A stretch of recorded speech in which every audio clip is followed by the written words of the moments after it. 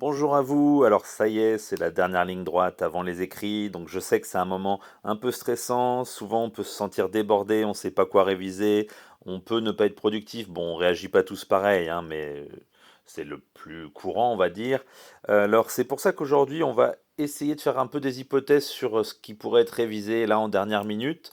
Alors attention, moi j'ai pas de boule de cristal et si vous êtes stressé, des fois c'est pas forcément une bonne idée de faire des pronostics. C'est pas parce que je parle de ces sujets-là qu'ils vont tomber. Si vous êtes très stressé, des fois, ça peut être mieux de rester dans sa bulle, de pas écouter tous les bruits de couloir. Des fois, ça peut déstructurer. Donc, je vous laisse juge entre si vous regardez la vidéo, vous êtes curieux, ou si vous préférez rester dans vos révisions. Les deux peuvent être une très bonne idée. En tout cas, pourquoi est-ce que ça peut être intéressant de faire des pronostics? C'est peut-être pas pour tomber sur le sujet de rêve qui nous fait avoir l'agrégation. Moi, ça m'est arrivé de tomber sur des sujets que j'avais prévus, ça s'est pas forcément mieux passé. Mais il y a le risque aussi de baisser les bras si ça tombe sur un autre sujet que celui qu'on voulait. Donc, c'est un peu dommage de se gâcher comme ça. Et des fois, un sujet où on aurait pu mieux réussir, comme on s'y attendait pas, on va baisser les bras trop rapidement. Donc, en tout cas, pour les sujets, j'ai pensé dans un premier temps au métabolisme. Je me suis dit, tiens, ça fait un moment qu'il n'y a pas eu un sujet de métabolisme pur. Mais si on regarde dans le détail, les enzymes, finalement, on les retrouve hein, avec les chromosomes eucaryotes, ADN polymérase, ARN polymérase. Bon, donc il y a eu les enzymes et puis l'autotrophie, finalement, dans le sol comme dans l'arbre, dans l'écosystème forestier, dans les deux cas, on retrouve ce sujet-là. Donc je l'élimine de mes pronostics, hein. Ça ne veut pas dire que ça tombera pas, j'espère que je ne vous mets pas en difficulté. On est là juste pour faire des suppositions. Moi, un sujet que je sentirais bien, parce que c'est pas vraiment tombé, alors c'est tombé en PEDA, c'est aussi tombé à la grecque externe, la communication au sein du monde vivant, donc c'était pas que la communication au sens, moi je pense là à nerveux et hormonal, hein. Euh, c'est tombé donc partiellement à la grecque externe. On pourrait imaginer un sujet comme la communication nerveuse et hormonale avec le maintien de l'homéostasie. Un sujet que je connais, un sujet d'oral, ça traîne aussi en sujet du CNED, corrélation nerveuse et corrélation hormonale chez les animaux. Ce seraient des sujets pour moi qui seraient possibles. Peut-être des sujets un peu plus larges encore.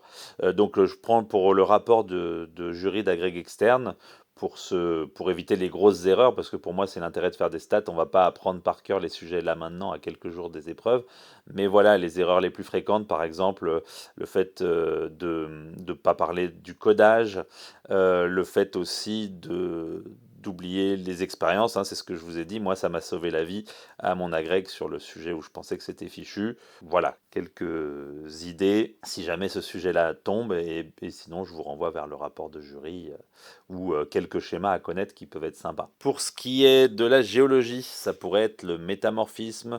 Alors, pas le métamorphisme en tant que tel, vous voyez plein de sujets là de CAPES externe ou d'agrég qui sont tombés sur ce thème-là.